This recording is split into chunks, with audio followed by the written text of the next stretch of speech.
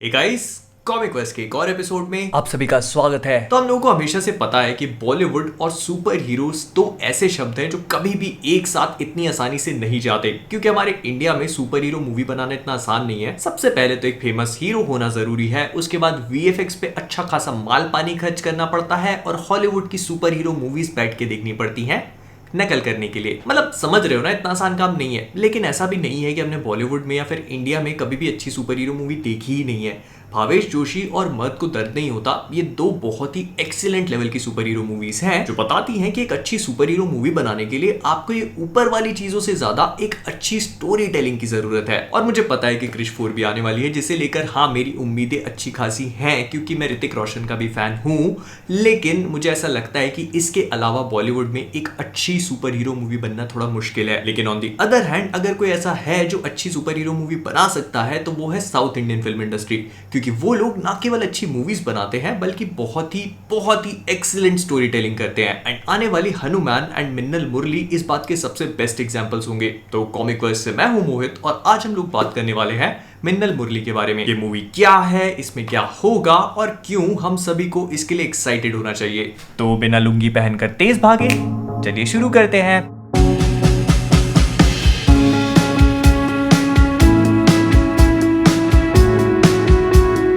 अगर आप लोग को नहीं पता तो मैं बता देता हूं कि मिन्नल मुरली मॉलीवुड मतलब मलयालम फिल्म इंडस्ट्री की अपकमिंग सुपर हीरो मूवी है जो 24 दिसंबर मतलब क्रिसमस के टाइम पर नेटफ्लिक्स पे रिलीज होगी, जो मलयालम के साथ साथ हिंदी, इंग्लिश, तमिल, तेलुगु और कन्नड़ा में रिलीज होगी। इसे डायरेक्ट करने वाले हैं बेसिल जोसेफ, जिन्होंने कुंजी रामायणम और गोदा जैसी बहुत ही अच्छी मलयालम मूवीज बना रखी है।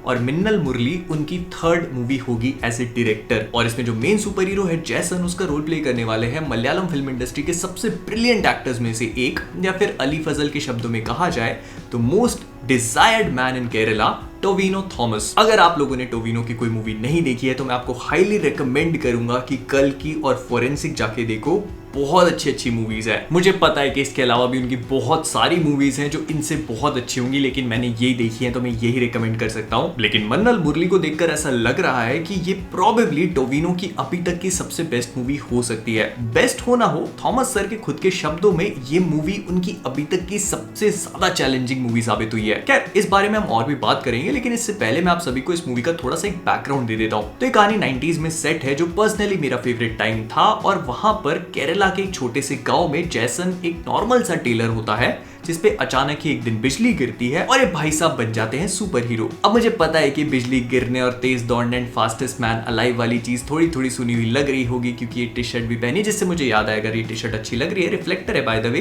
तो thecomicverse.com पे जाके शॉपो भी कर सकते हो।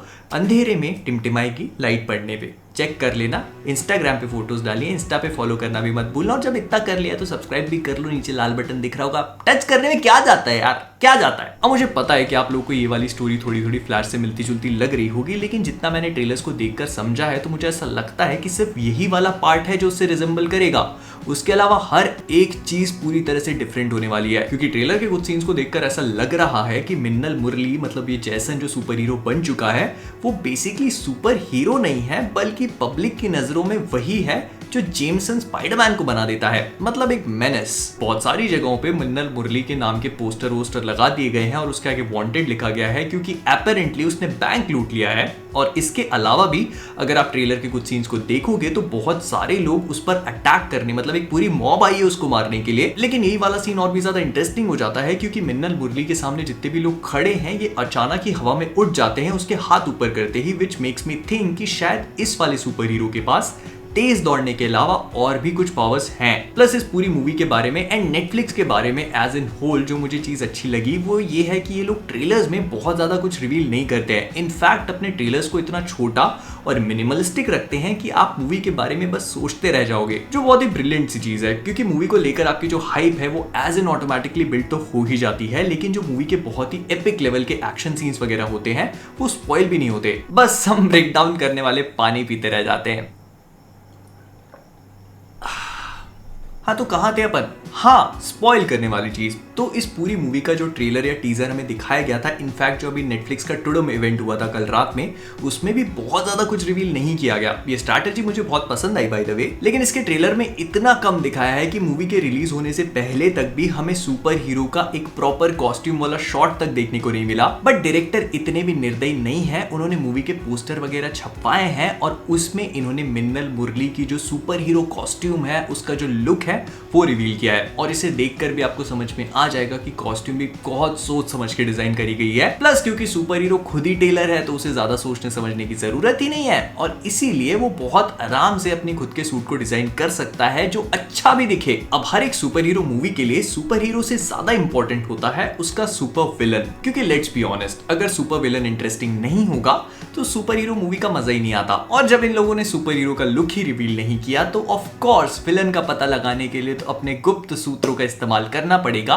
तो उसी से थोड़ा बहुत आइडिया लगा है कि गुरु सोमसुंदरम नाम के एक बहुत ही फेमस एक्टर वो इस मूवी के मेन विलन होंगे, जिसका नाम सेल्वन या फिर वेलिडी वेंकटी होगा। अब मुझे कंफर्म तो नहीं पता, लेकिन नेटफ्लिक्स का जो टुडुम देखा था उससे अली फजल की बातों को सुनकर ऐसा लगा है कि इस बंदे के पास भी सुपर पावर्स होंगी, मतलब क्योंकि उन्होंने इसे सुपर विलन कहा था तो प्रोबेबली इसके पास भी सुपर पावर्स होनी चाहिए। हो सकता है कि बिजली का लाइटनिंग बोल्ट इस पे भी गिरा हो, बट कंफर्म कुछ भी नहीं कहा जा सकता। आप सबको अगर कुछ पता है तो कमेंट्स में बता देना। फिर इसके अलावा मूवी की मेन एक्ट्रेस फेमिना जॉर्ज है, जिसका नाम ब्रूस ली बिजली होगा मूवी में। तो क्लियरली मूवी में बहुत ही ज्यादा एपिक लेवल के कैरेक्टर्स यूज करे गए हैं और उन्हें रंग बिरंगे नाम देने में भी कोई कसर नहीं छोड़ी गई है। अब मूवी का सुपर विलन तो हो गया, लेकिन इसकी फिल्मिंग के टाइम पे भी इस मूवी ने बहुत सारे सुपर विलन्स को फेस किया है, जिसने इस मूवी को बहुत ही ज्यादा चैलेंजिंग टास्क बना दिया था डायरेक्टर्स और एक्टर्स के लिए। सबसे पहले तो लसन कोरोना ही आ गया, जिसने मूवी को थोड़ा बहुत डिले करवा दिया। उसके बाद मूवी के जो फिल्म मेकर्स थे उन्होंने चर्च का एक सेट तैयार करवाया था केरला में ही, जिसमें शूट होने जा रही थी, लेकिन तभी वहां पर कुछ पॉलिटिकल इशू वगैरह हो गया और कुछ लसन लोगों ने आके वहां पे बहुत अच्छी खासी तोड़फोड़ करी और उस पूरे सेट को डिमोलिश कर दिया। बिकॉज ऑफ विच इन सभी लोगों को अपनी फिल्मिंग लोकेशन चेंज करनी पड़ी और फिल्म का क्लाइमैक्स एक कंप्लीटली डिफरेंट साइड पे शूट हुआ, जहां पर पहले इंटेंट किया गया था, लेकिन मूवी के डायरेक्टर के हिसाब से जो सेकंड लोकेशन थी वो उनकी फर्स्ट लोकेशन से और भी ज्यादा बेहतर थी, तो इसी वजह से वो और भी ज्यादा सैटिस्फाइड है मूवी के क्लाइमैक्स को लेकर। लेकिन इन सब चीजों के बाद जब मूवी की फिल्मिंग के 3 ही दिन बचे थे तो लसन कोरोना की फिर से सेकंड वेव आ गई और उसके बाद केरला में और भी ज्यादा कोविड के केसेस बढ़ने लगे, तो मूवी एक बार फिर से डिले हो गई और अब जाकर ये मूवी कंप्लीट हो पाई है। बट मूवी के डायरेक्टर्स ने इस चीज का भी बहुत ही बढ़िया तरीके से फायदा उठाया। उन्होंने बताया कि जब मूवी डिले हो गई थी तो पूरे लॉकडाउन के बाद जब मूवी के मेन हीरो मतलब हमारे थॉमस सर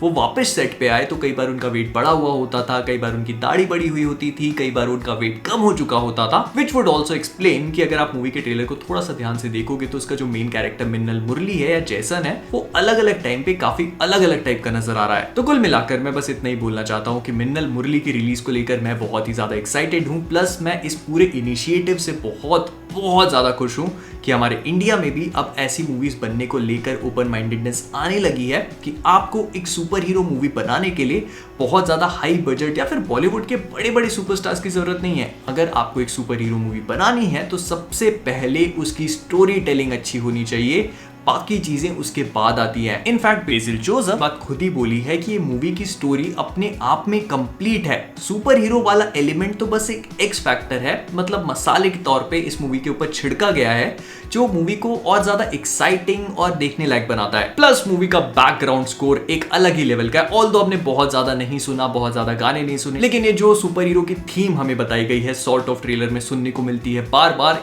यही मुझे बहुत अच्छी लगी और बहुत कैची है, बार बार आपके दिमाग पे चढ़ जाएगी, आपको लगेगा कि रिंगटोन बना लो। प्लस टोविनो थॉमस क्योंकि अपने आप में एक बहुत कमाल के एक्टर हैं, तो उस चीज में तो मुझे कोई भी डाउट है ही नहीं कि उनका परफॉर्मेंस कितना अच्छा होगा और कितना नहीं। तो विद दैट बीइंग सेड हम लोग इस वीडियो को यहीं पे रैप अप करेंगे। अगर आपको वीडियो पसंद आया हो तो प्लीज इसे लाइक और शेयर करना मत भूलिएगा। मैं पिछले बहुत टाइम से इस मूवी को लेकर कोई ना कोई वीडियो बनाना चाहता था, लेकिन सिंस इस मूवी का ट्रेलर ही रिलीज नहीं हो रहा था तो मूवी को लेकर डिटेल्स बहुत ज्यादा नहीं पता थी। और कल टुडुम देखने के बाद जिसमें मुझे एक्सपेक्टेड था कि इस मूवी का ट्रेलर रिलीज होगा, जब वहां पे भी नहीं हुआ तो मुझे समझ में आ गया कि जो आएगा यही आएगा और इसके बाद सीधे मूवी देख लो। तो अगर आपको वीडियो पसंद आया हो तो लाइक कर देना। अगर कॉमिक वर्स पे नए हो तो नीचे वाला सब्सक्राइब बटन आपको लाल रंग का दिख रहा होगा, उसे टच करके ग्रे बना देना प्लीज प्लीज। प्लीज। फिर इसके बाद जब इतना कर लिया तो फेसबुक, इंस्टाग्राम, ट्विटर, डिस्कॉर्ड सारी की सारी लिंक्स आपका डिस्क्रिप्शन में इंतजार कर रही है। मेरा एक और चैनल भी है जहां पर मैंने कुछ टाइम पहले व्लॉग वगैरह अपलोड किया था, तो अगर वहां पे जाके फॉलो करना है तो वहां पे भी कर लो। और इन सब चीज़ों के बाद मुझे कमेंट्स में ये चीज़ बताना मत भूलना कि आप सभी को क्या लगता है इस मूवी के बारे में। क्या मूवी अच्छी होगी, क्या बुरी होगी, इस मूवी को लेकर आपके मन में कितनी हाइप है और ऐसी कौन कौन सी चीजें हैं जो आपको लगता है कि इस वीडियो में मेरे से मिस हो गई है। मुझे पता है कि बहुत सारी हो गई होंगी, लेकिन मैंने जितना हो सके आपको उतनी चीजें बताने की कोशिश करी है। अगर फिर भी कुछ मिस हो गया हो तो बता देना। और हाँ, अगर ये टी शर्ट अच्छी लग रही है तो thecomicverse.com जाके भूलना नहीं, लोकी डिस्काउंट कोड। तो जाने से पहले कॉमिकवर्स से मैं हूं मोहित और आप सभी लोग as always keep being awesome.